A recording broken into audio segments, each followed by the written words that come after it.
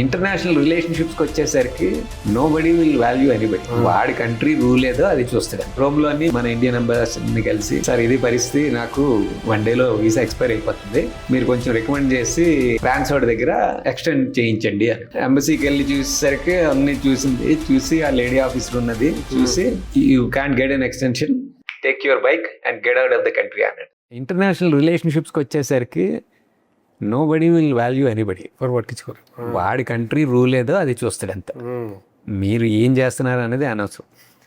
So ఇటలీలోని మన రోమ్లోని మన Indian ఎంబసీకి వెళ్ళి మన ఇండియన్ అంబాసిడర్ని కలిసి సార్ ఇది పరిస్థితి, నాకు ఒక 1 డేలో వీసా ఎక్స్పైర్ అయిపోతుంది, మీరు కొంచెం రికమెండ్ చేసి ఫ్రాన్స్ వాడి దగ్గర ఎక్స్టెండ్ చేయించండి అని.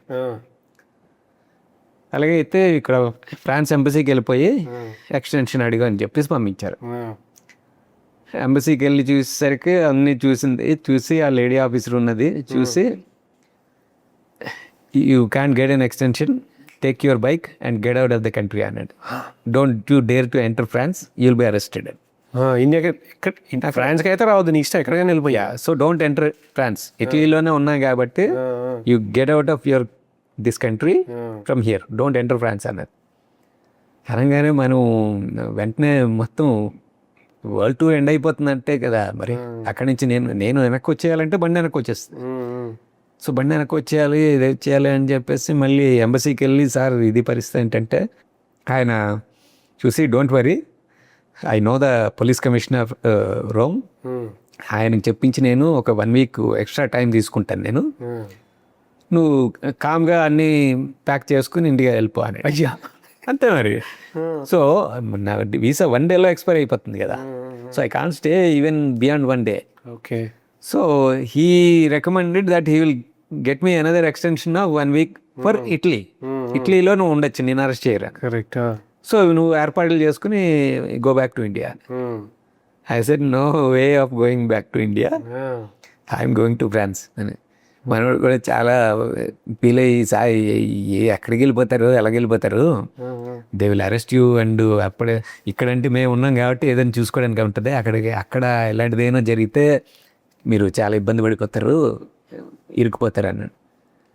డోంట్ వరీ అండి, I will keep you informed, నేను ముందుకు వెళ్తున్నా అని చెప్పేసి ఆయన చెప్పి అక్కడి నుంచి స్టార్ట్ అయ్యి ఇంకా కంటిన్యూ ఫ్రాన్స్ అంతా కూడా నాన్ స్టాప్ క్రాస్ చేసుకుని వీసా ఎక్స్పైర్ అయిపోయింది. కాదు, ఎట్లా వెళ్ళారు ఇప్పుడు? ఎట్లా ఎంటర్ అయినారు ఫ్రాన్స్కి మరి వీసా లేదు అంటే? ఆ బార్డర్స్లో కూడా మామూలు బార్డర్స్లో కొంచెం ఎక్కువ అడుగుతూ ఉంటారు కాబట్టి ఉన్న బార్డర్స్లో ఒక బార్డర్ చూస్ చేసుకున్నారంటే it falls in 13 kilometers long tunnel, road టన్నెల్లో. Italy to France tunnel, Italy to France crossing టన్నెల్లో. కరెక్ట్. సో టన్నెల్ మధ్యలో పెద్ద చెక్ పోస్టులు ఇవన్నీ పెట్టి ఆపేది ఉండదు. అయితే అవతల పక్క ఉంటుంది, లేదా ఇవతల పక్క ఉంటుంది, మధ్యలో ఇది ఉంటుంది. సో కాబట్టి ఐ చూస్ దట్ రూట్. ఆ రూట్ తీసుకుని అందులో నుంచి వెళ్ళి దగ్గర ఏం అడగలేరా అనుకున్నట్టుగా అక్కడ బార్డర్ రాలేదు. I entered France. మనకి తెలిసే లోపే మనం ఫ్రాన్స్ ఎంటర్ అయిపోయి. So entry is also okay, but exit is a problem. ఎందుకంటే ఫ్రాన్స్లో ఎంటర్ అయిపోయాను. ఐఫిల్ టవర్ అవన్నీ చూసినారా? అన్నీ అవన్నీ కూడా ఒక రోజులోనే అలా చూసుకుంటూ వెళ్ళిపోయాను అంతే. ఆగడానికి లేదు అంటే ఎప్పుడు మనం ఆపినా సరే వీసా అడుగుతారు, వెంటనే పాస్పోర్ట్ చెక్ చేస్తాడు కాబట్టి immediately you are an illegal immigrant, ఎందుకంటే మీ వీసా అయిపోయింది. Correct. So I cannot take that risk అనమాట. నాకు యూకే వీసా ఉండింది, యూకే వ్యాలిడ్ వీసా ఉంది. So my only way is to get in to UK. Syria నుంచి ఎలాగైతే టర్కీలోకి వచ్చానో సో అదే రకంగా మళ్ళీ యూకే వెళ్ళిపోవాలి. యూకే వెళ్ళిపోతే మళ్ళీ నో ప్రాబ్లం. కాబట్టి ఫ్రాన్స్ అంతటిని కూడా డే అండ్ నైట్ క్రాస్ చేసి అక్కడికి వచ్చి కలాయిస్ పోర్ట్ అని ఉంటుంది. సో ఇంగ్లీష్ ఛానల్ క్రాస్ చేయడానికి బోట్ కోసం వెయిట్ చేస్తున్నాను అనమాట. బోట్ కోసం వెయిట్ చేస్తుండే ఇప్పుడు బోట్ ఎక్కడానికి ముందు వాళ్ళు ఇమిగ్రేషన్ చెక్ చేస్తారు. చేసేటప్పుడు మనం బుక్ అయిపోతాం. దొరికిపోతే మళ్ళీ అక్కడి నుంచి మళ్ళీ వరల్డ్ టూర్ ఎండ్స్ అనమాట. అప్పుడు అలా కూర్చుని చాలా సాడ్గా ఉండి చేసుకునేటప్పుడు బైక్ ఆ లైన్లో పెట్టి పార్క్ చేసుకుని కూర్చుంటే అప్పుడు ఫ్రాన్స్ నుంచి ఒక 20 మంది బైకర్స్ వచ్చారు. వాళ్ళు యూకే వెళ్తున్నారు అనమాట. They are UK bikers, they came to France. So వాళ్ళు నా బైక్ని చూసి నేను ఎక్కడో బైక్ పెట్టేసి మూల ఎక్కడో కూర్చున్నాను అనమాట. వాళ్ళందరూ వచ్చి బైక్ నాటి చూసి ఇది చూసి ఇవన్నీ చేసి నన్ను ఎత్తుకుంటూ నా దగ్గరికి వచ్చారు. వచ్చి ఏంటి ఇండియా నుంచి వస్తున్నావు అది ఇది అని చెప్పి వాళ్ళు చాలా హ్యాపీ ఫీల్ అయ్యి వాళ్ళు పెద్ద పెద్ద బైక్స్ అన్నీనే మేము ఈ పెద్ద పెద్ద బైకులన్నీ వేసుకుని ఈ నా బైక్ మీద వరల్డ్ మ్యాప్ ఉండేది అన్నట్టు. అందులో UK is small dot. So ఈ పెద్ద బైకులు అన్నీ వేసుకుని మేము ఈ స్మాల్ డాట్లో తిరుగుతున్నాం. నువ్వు ఇంత చిన్న బైక్ వేసుకుని మొత్తం ఈ మ్యాప్ అంతా తిరిగేస్తున్నావు అని. So they were all very excited అనమాట. సో ఎక్సైట్ అయిపోయి అది చేసి బోట్కి టైం అయింది. సో టైం అవ్వగానే వచ్చేసరికి మొత్తం వాళ్ళందరినీ ముందు మీరు వెళ్ళిపోవడం అని చెప్పి ముందు పంపిస్తే వాళ్ళందరూ వచ్చి గ్రూప్ వచ్చి మిమ్మల్ని తీసుకెళ్ళిపోయింది. పాస్పోర్ట్ స్టాంపింగ్ అవుతున్న దగ్గర నా ముందు నేను చూసి హీఈస్ కమింగ్ ఫ్రమ్ ఇండియా అన్నాడు. మీ వాళ్ళకి ఏం చెప్పలేదా ఎక్స్పైర్ అవుతుంది అట్లాంటివి ఏం చెప్పలేదు బైకర్స్కి? అలాంటివి చెప్తే మనం అక్కడే బుక్ అయిపోతాం. Okay.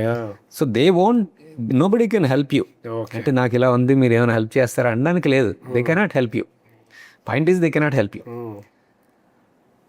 So my intelligence is to manage. ఎక్కడ ఆగాలో ఒకలా మేనేజ్ చేయాలి.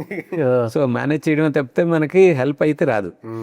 ఎవరూ హెల్ప్ చేయలేరు. అంటే ఆ పాస్పోర్ట్ ఆఫీసర్ కూడా తెలిసిన తర్వాత పంపించాలి అనుకుంటే మళ్ళీ she's doing wrong. So they cannot do it. తెలియకుండా వెళ్ళిపోవాలి అంతే.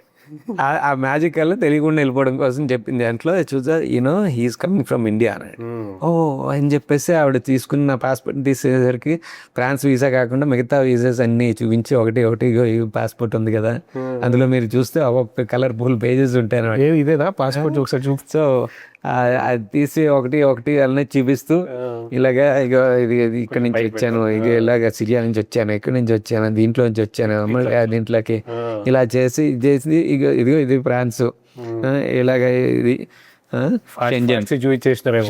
షెంజన్ ఇవి చూపించేసరికి ఇలా చూపించినప్పుడు దాంట్లో చూసి తీసుకుని ఆ అమ్మాయి కూడా అన్ని పేజెస్ అన్ని తీసి అబ్బా ఇండియా నుంచి వస్తున్నాయి ఇవన్నీ చేస్తున్నావు స్విట్జర్లాండ్ ఇవన్నీ చేసి తీసుకునే దాంట్లో ఫ్రాన్స్ వీసా వచ్చినప్పటికి తక్కువైన దాన్ని తీసి ఇగో యూకే వీసా అనేసరికి వాళ్ళకి ఏంటంటే నెక్స్ట్ కంట్రీకి మీరు పంపిస్తున్న దానికి వీసా ఉందా లేదా అని చూడాలి.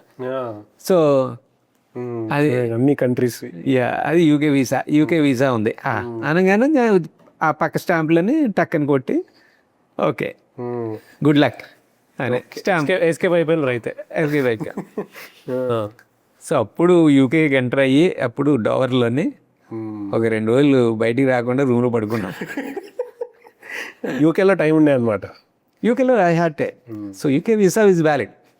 సో అక్కడ ఎన్ని రోజులైనా ఉండొచ్చు. సో అట్లా యూకేలో వచ్చినారు. యూకేలో టైం ఉంది మీకు. యూకే అనగానే మనకి ఇట్స్ అ లిటిల్ ఇండియా చూడగానే మనకి కొంచెం అర్థమై ఇక్కడ చూసిన భారతీయులే. సో మనం బ్రిటిష్ పాలనలో ఉండడం వల్ల మనకి బ్రిటిష్ కల్చర్లు ఇవన్నీ కూడా మనకు కొంచెం బాగానే తెలుసు. అలాగే మనం లాంగ్వేజ్ పరంగా చూసేసరికి మన కిల్లిపడి వాడు కూడా ఇంగ్లీష్ మాట్లాడతాడు. అందువల్ల మనకి లాంగ్వేజ్ కూడా పెద్ద ప్రాబ్లం అనిపించదు. చూసేసరికి ఆ లాంగ్వేజ్కి వచ్చేసరికి ప్రపంచ యాత్ర చేస్తున్నావు కాబట్టి నీకు మరి ఇన్ని భాషలు నేర్చుకున్నావా అని అడిగారు అనమాట. అన్ని భాషలు నేర్చుకోగలిగే అవకాశం అయితే లేదు. మనం ఒక ఓవర్ కాన్ఫిడెన్స్ ఏంటంటే ఎక్కడైనా సరే అంతో ఇంత ఇంగ్లీష్ మాట్లాడతారు కదా మేనేజ్ చేసుకెళ్ళిపోవచ్చులే అన్న దాంట్లో అనుకో. But once you leave India until you reach UK, most probably you will never talk to anybody because nobody speaks English. Okay. Even in the next country like France, they don't have English in their schools. Okay. So ఫ్రాన్స్లో కూడా English teaching ఉండదు స్కూల్స్లో. అంటే it's not compulsory. పెద్ద degrees అవి చదువుకునేటప్పుడు selective language కింద తీసుకోవచ్చు కానీ so it is English learning is not a must even in France. So most of them they don't speak English. అంటే కల్చరల్గా కూడా ఇంగ్లీష్ నేను మాట్లాడిన దీంట్లో ఫ్రెంచ్ నేను మాట్లాడుతుంది. But everybody they value their own language is lot. But మనం colonial రూల్లో ఉండడం వల్ల మనకి అది బాగా అలవాటు అయిపోయి మనం ఇంగ్లీష్ మాట్లాడడం గొప్పగా ఉండేది మనకి. సో ఇంగ్లీష్ మాట్లాడగలగడం గొప్ప మనకి. సో ఆ గొప్పతనం కోసం పోయి ఎక్కువగా నేర్చుకున్నామేమో మనకు తెలియదు. 2 మనకి ఇమ్మిగ్రేషన్ మైండ్ సెట్ ఎక్కువ ఉంది కాబట్టి అమెరికా వెళ్ళిపోవాలి ఇక్కడికి వెళ్ళిపోవాలి ఇవన్నీ దీంట్లోని మనం ఇంగ్లీష్ బాగా చదువుకున్నాం చిన్నప్పటి నుంచి. అందువల్ల we learn English. Otherwise the world doesn't speak English. అంతే కదండి, రష్యాలో మాట్లాడరు, ఎవరు మాట్లాడరు, మీకు జర్మనీలో మాట్లాడరు, చైనా అసలు మాట్లాడరు, అసలు వచ్చినా మాట్లాడరు వాళ్ళు కావాలని. మనమే భారతీయులమే హిందీ మాట్లాడండి అంటే మాట్లాడకుండా ఇంగ్లీష్ పైన ఎక్కువ ప్రైడ్ తీసుకుంటాం. ఇండియన్స్కి చాలా మందికి వాడు మాతృభాష రాదు, ఇంగ్లీష్ వచ్చు. చాలా మంది ఇప్పుడు వాళ్ళ ఓన్ లాంగ్వేజ్ మాట్లాడలేరు సరిగా. So English has become almost primary language మనకి. సో అందువల్ల అక్కడికి వెళ్ళంగానే మనకి కల్చర్ తెలుసు, మనుషులు తెలుసు. చాలామంది ఇండియన్స్ ప్రతి ఊర్లోనే మీకు ఇండియన్స్ కనిపిస్తారు. And there is not a single place where you cannot see Indians. Indians కనిపిస్తారు, ఇండియన్ రెస్టారెంట్స్ ఉంటాయి, ఇండియన్ ఇవి ఉంటాయి, బిజినెసెస్ ఉంటాయి. So and I had lot of friends in UK. So ఆ ఫ్రెండ్స్ అందరి దగ్గరికి వెళ్ళడం, ఉండడం అన్నీ పార్టీ టైం అయిపోయింది అనమాట. సో ఒక పార్టీ అంటే ఈ మిగతా ఈ రూట్ అంతట్లో కూడా అప్ టు యూకే నాకు I had very hardly any friends. టర్కీలో ఒక ఫ్రెండ్స్ అంటే నాకు ఉన్న అందరు చాలామంది ఫాలో అవుతూ ఉండేవారు కాబట్టి అప్పుడు ఇంతలా సోషల్ మీడియా ఇవన్నీ లేవు కాబట్టి ఒక బ్లాగ్ పోస్ట్ ఉండేది అనమాట. సో ఆ బ్లాగ్లో వేయడం, దాన్ని చూసి మన జనాలు మాట్లాడుకోవడం అవన్నీ కూడా జరిగి అక్కడక్కడ ప్లేసెస్లో ఎవరైనా ఒకరిద్దరు ఉంటే రికమెండ్ చేసేవారు, వాళ్ళ దగ్గరికి వెళ్ళేవాడు. అది తప్పిస్తే మనకి అక్కడ దాకా యూకే వరకు నాకు I did not have very good contacts. So UK వెళ్ళగానే మొత్తం డైలీ ఒక పార్టీ, రోజు ఒకరు ఇంటికి వెళ్ళిపోవడమే, రోజుకొకరు ఒక ఊర్లోకి వెళ్తే ఏ ఊర్లోకి వెళ్తే ఆ ఊర్లో ఒకరొకరు లింక్ చేసేస్తా ఉంటారు. సో లింక్ చేసేసి డైలీ వెళ్ళినప్పుడు కూడా ఏ ఊరికి వెళ్తే ఆ ఊర్లో ప్రాబ్లం. అప్పుడు నాకు సెకండరీ ప్రాబ్లం మొదలైంది అనమాట. ఓవర్ హైట్తోని ఫేమస్ ఓవర్ హాస్పిటాలిటీ అయిపోయింది. సో అమ్మ హాస్పిటాలిటీ కూడా మనకి ప్రాబ్లం అవుతుంది అనమాట అన్నది అక్కడ. మా ఇంట్లో ఇట్లానేమో. సో అదేంటండి, మీకు మిమ్మల్ని హోస్ట్ చేస్తే మీకు ప్రాబ్లం ఏంటి, మీరు యూ షుడ్ బి హ్యాపీ కదా, మీకు డబ్బులు ఖర్చుపోయింది, మంచి ఫుడ్ తింటున్నారు, ఉండడానికి మంచి ఇల్లు ఉన్నాయి, ఇవన్నీ ఉన్నాయి కదా అంటే psychologically it has become a big problem. ఎందుకంటే ఇప్పుడు మనం ఇలా కూర్చొని మాట్లాడుతున్నాం, ఎందుకు మీకు నా గురించి తెలియదు కాబట్టి నేను వచ్చాను, మాట్లాడుతున్నాను, మీకు అవన్నీ చెప్తున్నాను, మీరందరూ విన్నారు. మీ ఇక్కడి నుంచి అయిపోయిన తర్వాత రేపు విజయవాడ వెళ్తాను. విజయవాడలోని నాకు మళ్ళీ మీలాంటి వాళ్ళే మొత్తం మీ ఫ్యామిలీ ఫ్రెండ్స్ అందరినీ పిలుస్తారు. మీరు ప్రపంచ యాత్ర చేస్తున్నాడు, వస్తున్నాడు మన ఇంటికి, అందరూ రండి అని అందరూ వస్తారు, కూర్చుంటారు. మళ్ళీ రాత్రి అంతా అదే కాదు చెప్తాను. మళ్ళీ తెల్లవారు లెగిసి మళ్ళీ నెక్స్ట్ ఊరికి వెళ్తే మళ్ళీ రాత్రి అంతా కూర్చుని అంటే నాకు చిరాకు వచ్చింది. వెళ్ళాను, సాయంత్రం వచ్చాను మీ ఇంటికి, కూర్చున్నారు, అందరూ వచ్చారు. వాళ్ళందరూ వచ్చారు కాబట్టి మనం మాట్లాడి ఇలాగ ఏం చేస్తున్నావు, ఎక్కడి నుంచి వస్తున్నావు ఇవన్నీ అడుగుతారు, కామన్ అది. So it is my responsibility to tell them, entertain them. So చెప్తాను, మళ్ళీ మొత్తం కథ మొదలుపెట్టి మళ్ళీ రెడ్ వచ్చి మొదలెట్టండి అన్నట్టుగా మళ్ళీ మొత్తం వరల్డ్ కథ అంతా చెప్తాను. రాత్రి 12 అవుద్ది, 1 గంట అవుద్ది, ఇలా ఊగిపోతూ ఉంటాను. అప్పుడు అరే ఈ నీడ్స్ రెస్ట్ అని చెప్పి అప్పుడు పంపిస్తారు, మళ్ళీ పడుకుంటాను. మళ్ళీ నెక్స్ట్ డే సేమ్. సో అది ఆ ఓవర్ హాస్పిటాలిటీ వచ్చేసిన తర్వాత కొన్ని రోజులు అయిన తర్వాత ఇంక no, I don't want meet anybody. So తగ్గించేసేవాడిని అనమాట. సో నేను స్పెసిఫిక్గా అక్కడ ఒక వారం రోజులు ఉంటాను అనుకుంటే తప్పే ఎవరిని కలిసేవాడిని కాదు. సో ఎవరు లేకపోయినా ఒక ప్రాబ్లం అవుతుంది, చాలా మంది ఉన్నా సరే ప్రాబ్లం అవుతుంది. సో అంటే ఈ మధ్య చాలా మంది చూశాను నేను, వరల్డ్ టూర్ అది చేద్దాం అనుకుంటున్నారు ప్లానింగ్లోనే వాళ్ళు దే యాడ్ దిస్ అనమాట. అంటే యూకేలో వెళ్ళేసరికి ఈ ఊర్లో మనకు ఒకరు ఉన్నారు, ఆ ఊర్లో ఒకరు ఉన్నారు, ఇవన్నీ అలా ప్లాన్ చేసుకుని యూకేలో అంతా మనకి చాలా చీప్గా అయిపోద్దండి, నాకు పెద్ద ఖర్చు ఉండదు అంటారు. బట్ సైకలాజికల్ ఖర్చు ఉంటుంది అన్నమాట. సో ఇలాగ వెళ్ళేసరికి మీకు ఇదే పరిస్థితి రోజు ఉంటే then what are you doing and why are you travelling? So that is not a right way of planning అనమాట. ఉన్నారు మనుషులు అందరూ ఉన్నారు కాబట్టి వీళ్ళందరినీ కనెక్ట్ చేసుకుని నేను డబ్బులు మిగిల్చుకుంటూ వెళ్దాం అనేది అవ్వదు. సో ఆ రకంగా అక్కడ ఓవర్లోడ్ అయిపోయింది అన్నమాట, హాస్పిటాలిటీ ఓవర్లోడ్ అయిపోయి అక్కడి నుంచి మళ్ళీ నేను పర్సనల్గా కూడా we'll be changing a lot. So ఇంటర్నల్గా కూడా will be changing a lot, will be experiencing a lot, will be seeing a lot. So అన్నీ కూడా చాలా ప్రపంచ యాత్ర అనేసరికి నిజంగానే అందులో ఎందుకు అంత ఇది ఉంటుంది అనుకుంటే there is too much of information you are getting. దాన్ని మీరు అడాప్ట్ చేసుకోవాలి, అలవాటు అవ్వాలి, మళ్ళీ మీరు మారాలి, మళ్ళీ మీలోని మార్పు రావాలి, మీరు ఎంత ఓపెన్గా ఉన్నారనేది ఉండాలి. చూసి మీరు గ్రో అవుతూ ఉంటారు. ఇంటర్నల్ గ్రోత్, ఎక్స్టర్నల్ గ్రోత్ రెండు వచ్చేస్తుంటాయి అన్నమాట. ఫుల్ లెంత్ పాడ్కాస్ట్ కన్జ్యూమ్ చేయలేకపోతే దాని నుండి జనరేట్ అయిన షార్ట్ అండ్ ఇన్ఫర్మేటివ్ క్లిప్స్ కోసం లేజీ మసిల్ షార్ట్స్ ఛానల్ని సబ్స్క్రైబ్ చేసుకోండి.